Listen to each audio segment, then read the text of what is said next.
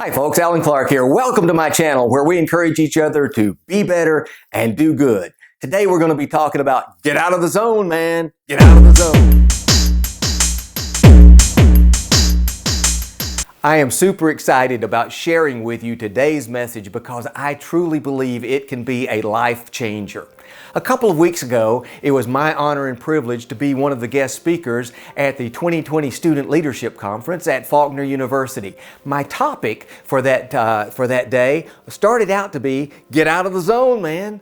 And it sort of morphed into, as we went along, to get out of the comfort zone, to get out of your comfort zone, to, as it ended up, kind of expand your comfort zone. And what I'm going to share with you today is some principles that I am just so believe are so solid and so proven and so rich that they are just exciting to me. And it's going to be a condensed version of what I shared with the students on that day. So first of all, let's talk about comfort zone. I think we all have one, don't we? And as we look at comfort zones, there's places. Well, let me tell you a story.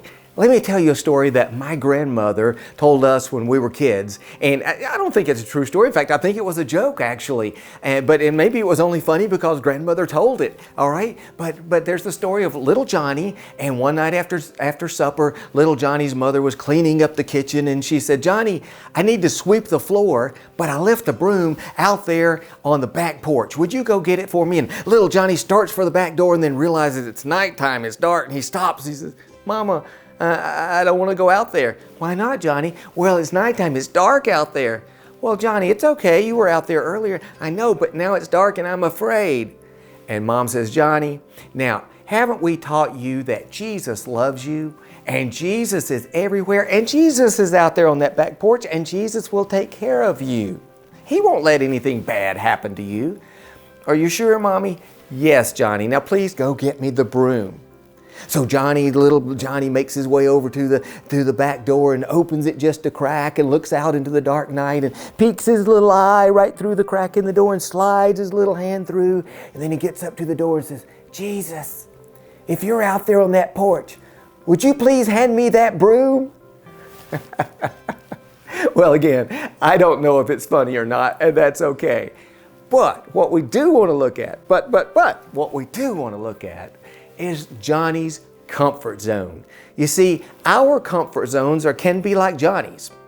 He was very comfortable around his mother, but if he had to leave her, not as comfortable. And sometimes our comfort zones are around people, aren't they? And Johnny's comfort zone was in a place inside his house, outside, not as comfortable. Sometimes ours are places and circumstances. Johnny had probably been playing outside on that same porch in the backyard earlier that same day, but now the circumstances had changed. It was dark. And so now he's very scared, he's very nervous about it. So sometimes our comfort zone is in circumstances, sometimes places, sometimes people. Well, what I ask those students to do, what I would encourage you to do is think about that just a minute and yeah, get a pen and paper and write down what are three places where you feel are three areas, which could be a place, person, group of people, or circumstances where you feel very, very comfortable. Because we all have them. Everybody has a comfort zone right now. So let me ask you this. Raise your hand. How many of you would really love to start right now doing things that are totally uncomfortable for you? Raise your hand. Hey, nobody, right? But let me ask this question. How many of you would like to have a life, would love to have a life that is more fun, more exciting, more adventurous, more rewarding, and more fulfilling? Now raise your hand. A lot more hands would go up, I truly, truly, truly believe. And I do also truly believe that expanding our comfort zone is one way. It's not the only way. No. It's not the only way, but it's one way of getting a life that is more fun, more adventurous, more exciting, more rewarding, and more fulfilling. So we all have a comfort zone now. Think about where you are comfortable, people, circumstances, places, but then think about where are some areas where you are uncomfortable. And it could be that, you look at it and you say, well, if I want a life that is more fun, more exciting, more rewarding, more fulfilling, and I believe I could have that if, right? I believe I could have that life if I could expand this comfort zone here, it's things, if I were more comfortable in the same circumstance but in a larger way, with the same group of people but a bigger way, or you may look at it and say, I'm not very comfortable in this at all, so I would love to be able to do that, or to be comfortable in this circumstance or in that place. Now, what I would like you to look at and write down is those three things. Where am I uncomfortable but would like to be? And then I'm going to give you the secret. If you tell me, if you would like to do this, then here's the answer. Great, go do it. Now, all solved, right? Doesn't that help it? Well, you know, Ralph Waldo Emerson said, do the thing you fear, and the death of fear is certain. So if you just go do what it is you're afraid of, it's all over. But being afraid of, that's kind of the reason more of us don't just go do it, isn't it? You see, psychologists tell us there are two biggest fears that keep us in a small comfort zone, are FOP and FOF. Fear of people and fear of failure.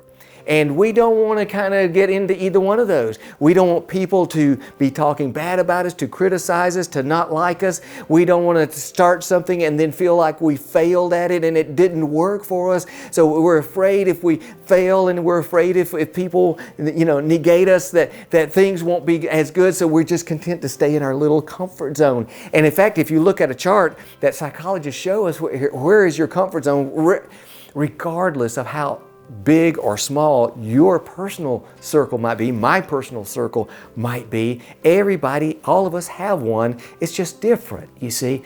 But for all of us, the next circle psychologists say outside of that comfort zone is the fear zone. And that's why more of us don't want to get out of our comfort zone, because the next step is the fear zone. Who wants to get out of where I'm comfortable into the things I'm afraid of? So we don't. We tend to stay right here where we are. And that's why I have thought about, and I believe, that instead of getting out of our comfort zone into things we're afraid of, it's much, much easier to learn to think of, instead of getting out of the zone, stretching the zone, growing the zone, taking the zone with us. One of the questions I asked those college students the other day was, how many of you brought something with you from home, like a picture or a pillow or something for your room that was from your room at home or from your family at home, just to help you remember home and help you feel more comfortable going to the new place? And you know what? Almost all of them admitted doing that, because as we leave one comfort zone, we want to stretch and grow and move to a new one, making the zone we have bigger. But we don't have to leave all of those things behind. And that's what scares some of us.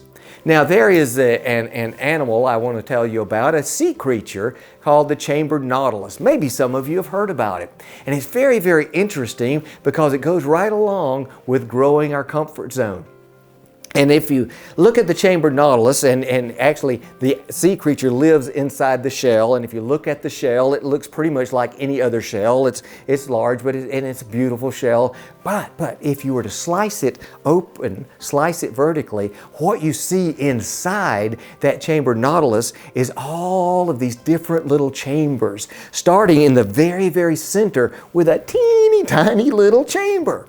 And that's where the sea creature, the nautilus, originally lived when he first began life, was in this little teeny tiny chamber, which was his shell, his home, his comfort zone, if you will. And he lived there until it just got too small for him. It got cramped. It wasn't comfortable anymore. And so he had to briefly step outside that comfort zone into an area of the fear zone while he built, while he expanded, while he grew his comfort zone, and he built the next chamber.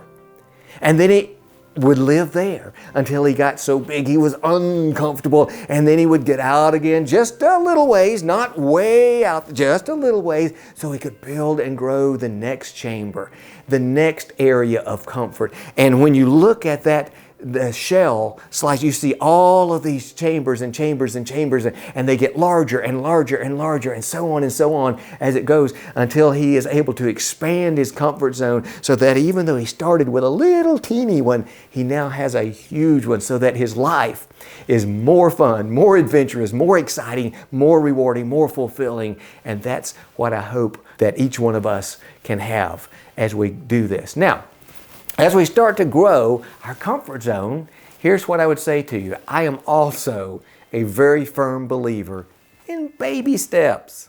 Baby steps. If we told the chambered nautilus, or we tell you, let's say that maybe, and I don't know what it is, but let's just use this for an example. Let's say you wrote down that I'm very comfortable in speaking to 2 or 3 people, my close friends.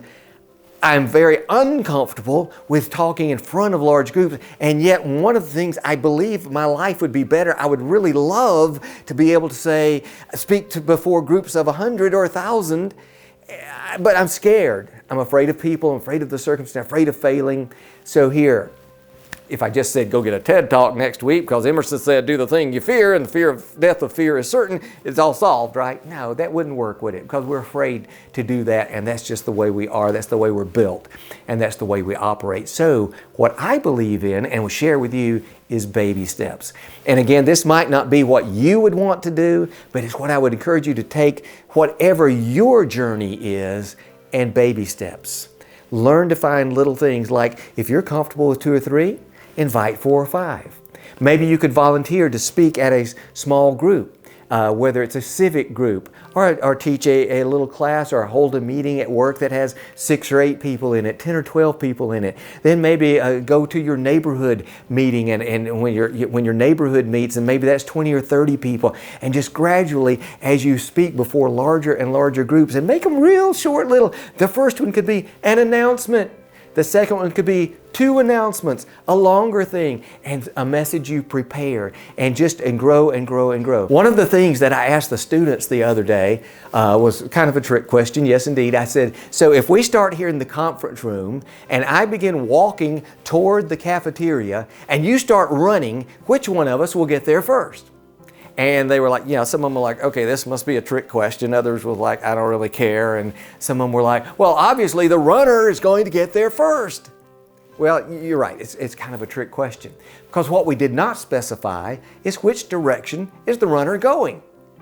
See, if I start walking, even though I'm taking little steps and I'm walking, but I'm walking in the right direction, I'm walking toward the cafeteria, and the runner, even though he's in action, he's moving faster, but he's going the opposite way, I'm going to get there first, aren't I?